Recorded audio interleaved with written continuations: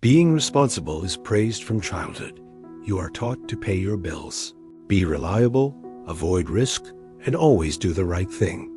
Over time, responsibility becomes identity.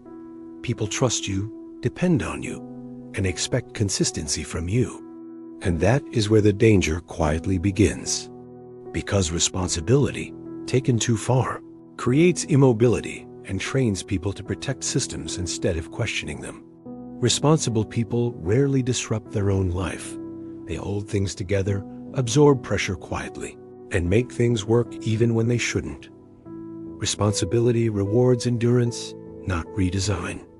You become the person who handles it, and handling everything becomes your role. But roles come with limits, and limits slowly become ceilings. Responsible people are often the last to benefit from change, because change introduces uncertainty, and uncertainty feels irresponsible. So they wait, they delay, they tolerate, until tolerance becomes habit. Most responsible people don't lack intelligence, they lack flexibility. Their life is built around avoiding mistakes, not creating leverage. They optimize for stability, because stability feels mature, predictable, and safe. But stability has a hidden cost that few people calculate. It locks effort into fixed outcomes. You do what's expected, maintain what exists, and protect what you've built, even if it feels heavy. Responsibility trains people to say yes more than they should. Yes to obligations, yes to roles, yes to expectations that never shrink. And every yes quietly reduces future options. Over time, responsibility fills the calendar, then it fills the mind, then it fills identity. You stop asking what you want and start asking what's required. And required slowly replaces intentional.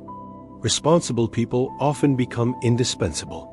But indispensability is a trap, because systems don't promote what they can't replace, they preserve it. Responsible people keep things running smoothly, and smooth systems rarely change.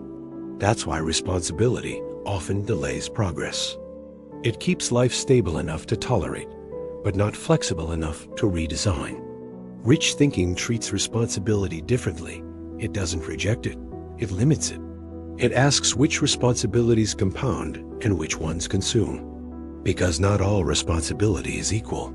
Some responsibility builds control, some builds dependency. Responsible thinking often asks, what must I do? Rich thinking asks, what no longer makes sense? That question feels dangerous because it threatens stability. But stability and freedom are not the same thing. Responsible people often carry invisible weight.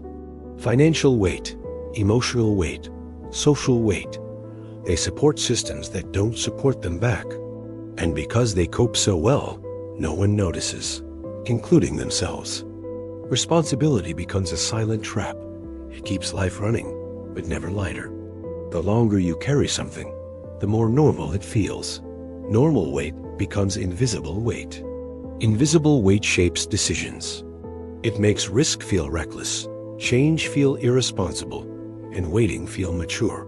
But waiting without direction is still drift. Rich thinking introduces selective irresponsibility, the ability to step back, to say no, to intentionally disappoint expectations. This isn't recklessness, it's precision. It's choosing which risks are worth carrying and which responsibilities quietly drain the future. Selective irresponsibility creates space. Space creates clarity. Clarity changes decisions. Most people don't need more discipline. They need fewer obligations. Fewer roles they never chose consciously. Fewer expectations tied to identity.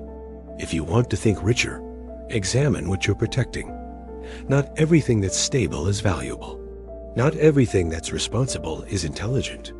Sometimes the most dangerous thing you can do is keep everything working.